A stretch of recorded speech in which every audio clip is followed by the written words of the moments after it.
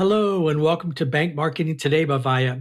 I'm Alan Greer, and I'll be interviewing bank marketing leaders about current trends, new marketing technologies, branding, and the overall state of the banking industry. I'll be joined from time to time by additional co-hosts and experts. So let's get to it. We hope this episode of Bank Marketing Today helps simplify your marketing tomorrow.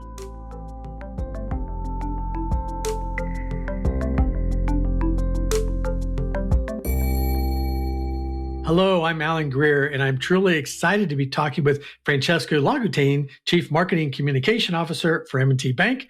Welcome to the Bank Marketing Today podcast, Francesco. Hi, Alan. Thanks very much for having me. Yeah, absolutely. I'm very excited. First time I've been to Buffalo. As I told you earlier, when I came in, I kind of came in the rain and the fog, and I saw the big M&T Bank coming through the fog as I pulled in. So I saw M&T Bank everywhere. So that's neat. I kind of wanted to start off too, because I kind of feel Cincinnati and Buffalo are kind of like sister cities. With the situation happening with Damar Hamlin last year, when he and T. Higgins collided, and such a scary moment. And I think it seems like our two cities really kind of came together. And it's like now I'm a Bills fan.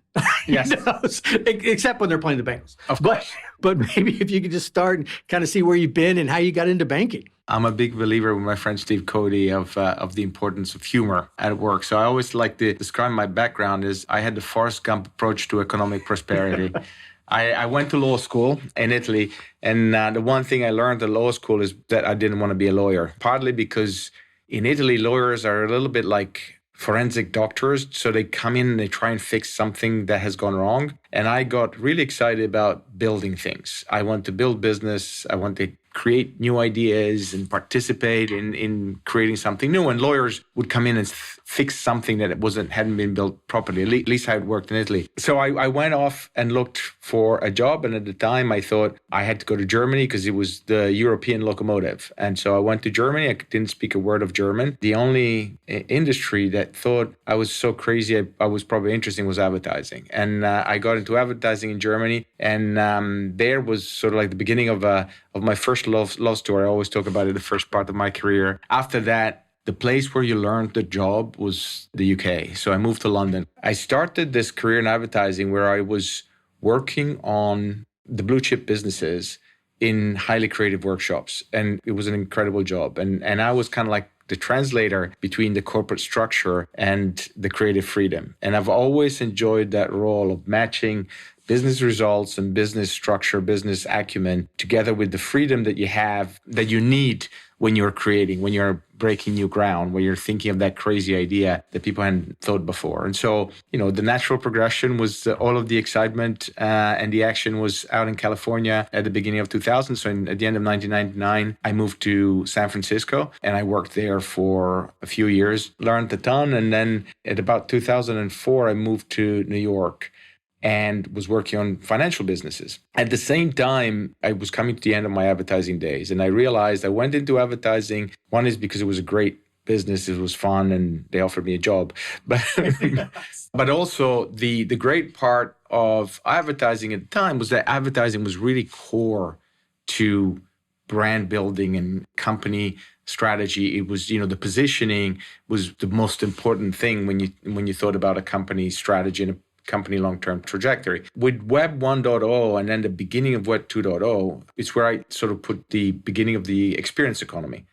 And brands and even big-time strategies are now influenced by thousands of micro interactions. It's no longer what you say in a Super Bowl ad. It's how you pay your bills online, how the teller responds to a query, how quickly your check gets deposited or not, as well as communication, as well as how you respond in the media in a crisis, et cetera, et cetera. So I realized that the excitement and all the drive was on the client side. And I was approached by Citibank at the time, and they were doing a similar thing. They realized that because they needed this, all of this sort of marketing and creative thinking in an industry that hadn't had it, they were reaching out to get to look for individuals that didn't come from the financial industry, but were bringing in a new, fresh thinking that was customer-centric. And that's where I joined Citi. And then the world stopped, 2009. I was joked that sometime in the fall of 2009, I finished the internet because we would get to work And we would read and read and read, try to understand what was happening in the world. But there wasn't much work happening because banks were frozen, rightly at that point. And so it was the time for me to look for a new adventure. And we were recruiting, Citibank was recruiting for a head of marketing, CMO.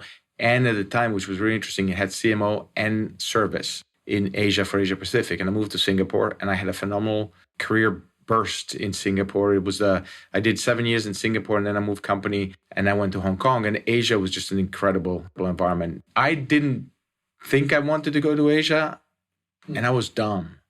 I just turned 40 before I moved to Asia. And I was like, why didn't I ever want to come here? It's like, even as a tourist, as a backpacker, it's just such an incredible place. But as a professional, especially those 10 years where it was like all of the growth was in Asia. All of the innovation was in Asia. A lot of like high potential talent moved from the West, especially in the financial industry where things had slowed down. They moved there because the business was booming. And so I worked with some of the most incredible individuals of my career and did a ton of incredible and crazy things. And we had an incredible success. I had a son going into high school. So with my wife, we wanted to move back to the US. And I landed in M&T, and I was the first COVID hire. The bank is a great bank. It's got wonderful people. I love the mission. I love the passion that everyone in the interviews were sort of like displaying. And so I moved. I had never been to Buffalo. But what I found, back to the economic prosperity and sort of like riding that curve of what's next, I do believe that super regional banks are what's next. And I love this segment where we're big enough to make a difference when it comes to what our customers need, but we're also small enough to make a difference for when it comes to what our customers want, which is that more intimate connection, that greater commitment to communities and to customers. That means that we're going to stay and help making Buffalo and Baltimore and Bridgeport and Boston successful. When you're in a big bank, and I was at Citi and loved Citi, but the way you run business there is you sort of like think of shareholders first, second, and third. Yeah, sure. And here, probably our biggest stakeholder is the communities we inhabit. Going back to Asia, I was watching an interview you had from 2019, and you talked about the three most important things. Your first one is listening. And my wife will probably be listening to this. So if we could like move that down to number 3, I would appreciate that. The second one, you had said you can never simplify enough. And the third was humans still rule. Do you still feel this way? Totally. And if anything, I feel even more strongly. I think the business we're in, sometimes the listening part is probably the part that's most forgotten. Oftentimes, even research is used to figure out a better way to say what we want to say, as opposed to truly listen to understand what people need, want, how they want to be spoken to, how they want to be engaged with. And so sometimes we have an idea of something that we want to do and we just listen, how do we position it best to get it through, as opposed to sort of like more open-minded listening. Often you go into a conversation, you say nothing, and the result of that conversation is that some people trust you because you gave them the opportunity and you created a context in which they were able to tell you what really mattered to them. And then once you have that mindset and you've done that listening, then the companies that do it best is the companies that deliver exactly what's needed and nothing more, because anything that's more than what's needed just gets in the way of what you want to do. There's oftentimes, and again, it's been a trend that goes back to since I started. We do so much that we're proud of. We want to tell everybody what we do, and we want to put it all in front of everyone. Yeah. And in reality is, if you have one thing to do and someone gives you the perfect tool, it's so much easier to do it than to be given an array of every possible tool in the world. Even though it's quite impressive to be able to have every possible tool in the world, but it's going to take me so much effort to figure out what tool I need. And to me, that's the notion of simplification. How do we put something in front of people that is just what they need? COVID was a big time of acceleration for digital capabilities. A lot of the banks that were perhaps a little further behind because their customers maybe weren't showing as much need, even though they probably did it, but they could get by. Everyone had to develop sort of digital capabilities, but I think what was interesting there is that because of the time crunch, we went to the heart of what's needed. the two most game-changing innovations that we rolled out during COVID was digital signature for contracts, Okay. which is an off-the-shelf, but we made it possible, and people were able to sign documents and paperwork from the comfort of their own home. And appointment setting, digital appointment settings, because we couldn't have people come in and wait. We had to tell people, pick your slot. What came from there is people picked their slot, which was convenient. They told us what they were coming in for. We were able to tell them, oh, if you're coming in for that, make sure you have a mortgage statement, your driver's license, et cetera, et cetera. Come prepared. Yeah, come prepared. Yeah. And the banker was prepared. So the banker didn't waste time trying to understand. They would go and look at the record. And so the conversation that happened was so much better than if we hadn't done it. Those are innovation that take all of the noise out. We didn't create the an AI generated. We just created the simplest way to get the task done. People respond to people. Digital is convenient, but apps don't give hugs. And back to that listening and that understanding is that showing empathy. That's the part where humans can make a big difference. And an app does not yet respond. Maybe one day, and I don't know whether that's going to be good anyway, but maybe one day the app will detect anxiety and change the way a conversation is going because they detect that the person asking the question has to have a little bit more time to think through stuff. People still crave people contact and still like to do business with people. Nobody wants to have to drive 20 minutes to deposit a check. But if we have to make an investment decision, absolutely, we'll still benefit from talking to people. In regards to listening, you have 962 bank locations and around 22,000 employees as of the time of the podcast. With so many people in the organization, what are some of the tools you use to listen to your customers? Listening is an attitude, not a technique. And so I go back to the most important thing about listening is wanting to listen and taking action on the listening, not listening in order to take action, if you know what I mean, right? Sure, yeah. And then there are many techniques for listening, and we use many of them. We have obviously all our frontliners are incredible, wonderful listeners, and we've given them a voice. And actually, the app is called My Voice, and we get feedbacks directly from them on an app. Obviously, feedback in our regular meetings, and that's sort of like the more organic listening. We have NPS that we use both at the interaction level and at the strategic level. We use all sorts of other techniques, from focus groups to one-on-ones to all of these things, depending on what's appropriate. But as I say, it's kind of like, to me, the most important part is the attitude. Techniques will, tomorrow there's going to be a better technique. Yeah, I think some of that's actually kind of hard to teach. I mean, you have to have some of that intrinsically in your personality. Yeah. Wanting to talk to people and enjoying that and having fun and all those kind of things. So I get it totally. But coming back to the international experience, I know we talked a little bit previously, but I'm very curious about what you've learned in the international market that you brought back to the United States. I had probably one of the most prolific and exciting decade of my career. So, you learn a lot, you grow a lot as an individual, and a lot has to do with that context. But I would say one of the things, if I think about one of the things that was pretty unique about Asia, was that enthusiasm and that entrepreneur mindset. There's a world of growth ahead of us, and it's just a question of the ones who moves the fastest is often the most successful. When I looked at how we worked, for example, with a lot of our counterparts in the US, and why during that decade we were driving a lot of innovation out of Asia that then we re-exported to the US, was that sense of a greater confidence in taking well thought through risk with a small r, by the way. It was sort of like trying something new without having to model to infinity what are all the possible consequences of doing something new.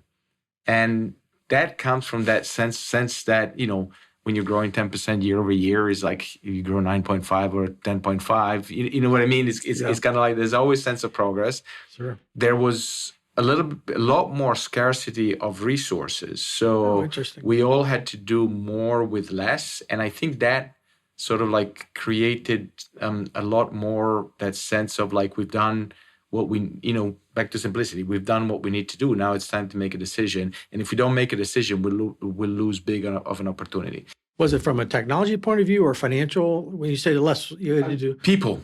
Oh, okay, gotcha. People, Okay. people. We just had smaller teams, and in many ways that worked in our favor. And in the U.S., my sense is that partly because of the challenges of maybe markets aren't growing as efficiently or as enthusiastically, partly culture, partly the size of our teams, we tend to spend a lot of time in considering, in really thinking through all the what ifs of things that could happen. We use oftentimes that notion of analysis paralysis. Yeah. There's always the sense of like, have we thought about everything? Can we think about this some more? Can we model it some more? And sometimes you have to think about, what are you going to use truly as information to make a decision? The core of the decision is often more simple, even though less scary than all of the data information that the modeling can give you. But there's a little bit more that sense of like, we have fewer opportunities and therefore we have to make sure they're great. And so in order to do this, we kind of create bigger and bigger and bigger departments that are designed to answer all these volume and depth of questions. And so it becomes much harder to run truly agile horizontal teams that can connect the dots more effectively, that can communicate more effectively, that can see opportunities in the crossroads between teams, because you have this sort of monolithic. I've always envied from my US colleagues, and now I have the benefit of, but when I was in Asia, I've always envied from my US colleagues the depth of expertise that they had available.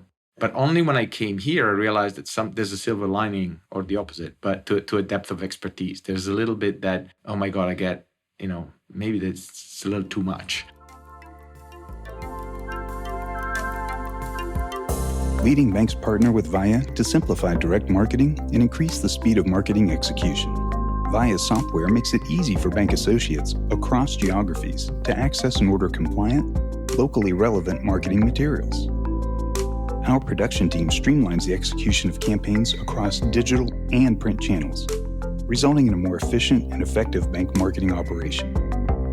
To learn more, visit viasystems.com, and that's VYA systems with an S.com, or request a demo at viasystems.com/bank marketing.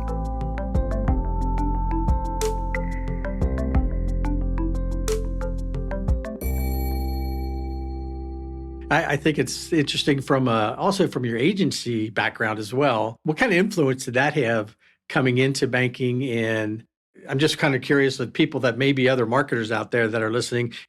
But how do you think that transformed into your bank marketing? And what kind of advice would you give to somebody who's like coming into the bank marketing and or wants to get to your level of as CMO kind of position within a bank? What kind of advice can you give them? Well, the first thing is you have to be lucky.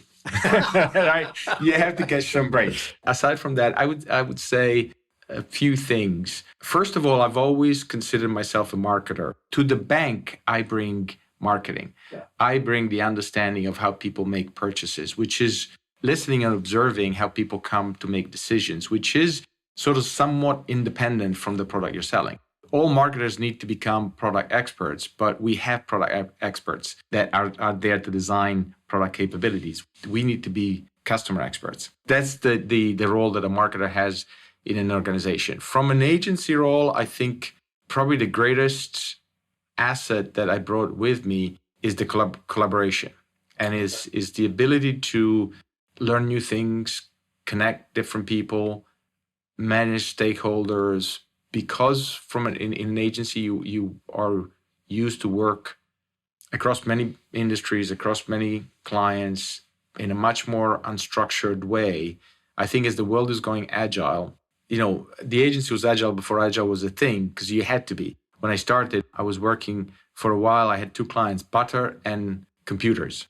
The mental gymnastics that you had to do because you had to be two different. Yeah, it was two completely different rhythms, two completely different set of challenges, and so that ability to sort of like bring a craft but display it in many different ways is what I think, if I'm coming from an agency looking at becoming a marketer in a corporation, that's what I would bank on. And then the other thing is, it's a little bit of a philosophy of management, but lean on your strengths. I came from an agency, and as I say, I had that advantage of doing the blue chips. So I've always loved this intersection of art and science, of corporate and creative, et cetera, et cetera. When I came to a bank, it was like I had, you kind of adjust your behavior a little bit like you would do when you change schools or whatever, but you lean on your strengths and for me, it was enthusiasm, creativity. Don't try and be the cliche CMO.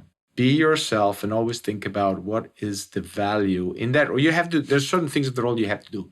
But in doing those things, what are your unique strengths that you can bring to the role to make the way you do that role a real asset for the organization you're doing it for? The question I wanted to ask, and that is, and I'm sure you ask this all the time, but I'd love your opinion on where you think bank marketing is going and banking in general. So many changes with AI, with crypto, all those kind of things. Where do you think the industry's headed? Wow, if I knew, I probably wouldn't be here. What's your guess? Educated guess. So let me answer it this way. I don't know where it's going. I think if someone tells you they do, they're probably a little overconfident. Let's put it that way. What I love is that we are in a place where we can influence to where we want it to go. And so I would say a few things. I think that in banking, because of how the industry has evolved, the role of marketing is still not fully consistent.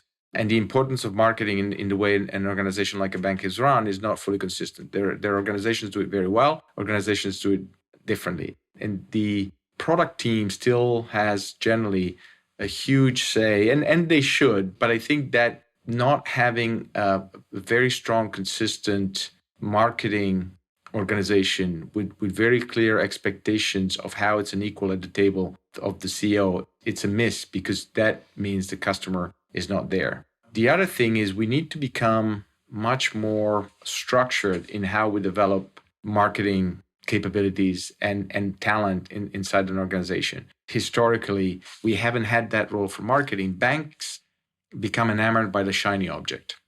Marketing was at one point where what it was all about ads that made banks sort of popular in the marketplace. Then we started getting enamored with fintech. And so it was all about digital capabilities. Then CX came up and we said, we have to be all about CX. And those are all things that we do have to do, but we have to do them. They don't become the most important thing until the next most important thing happens. I think there's a consolidation of those, in a way, the humanistic, right? Back at Citibank, we used to call it customer franchise because they're all the capabilities that actually start from the customer backwards. There's synergies between that, and we need to create a repeatable structural discipline with expectations that are the same year over year in that space. And that to me is the most important part for success for financial organizations when I think about where marketing is going. And then when you talk about AI, when you talk about crypto, those are just contexts that we operate in. AI is going to influence financial services just as pretty much the rest of the economy. And it's not just marketing, it's going to be everything, right? And so we will all need to think through collectively, how does it work? How do we lean into it? Same for crypto. Those are all things that are becoming harder and harder as we go through just because things are becoming more complex. But it goes back to that point of we need to set more structural expectations from marketing and make sure that we have an understanding of what marketing, in the broadest possible notion of marketing, what is the accountability of that in an organization? Make sure we hold marketing accountable, but don't change it year over year. Absolutely. What are kind of some of the things with what keeps you up at night as a marketer?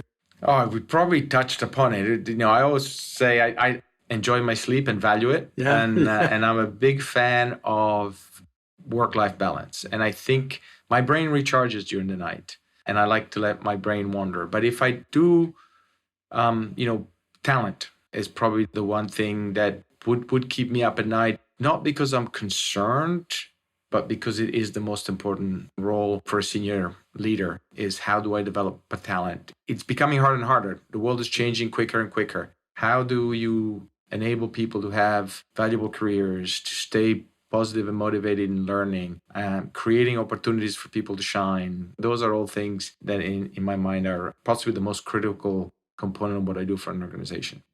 Where do you go to learn? I don't know that I'm structured and planned. I'm curious. And I let And again, this is not advice, by the way. So all disclaimers. This is what works for me.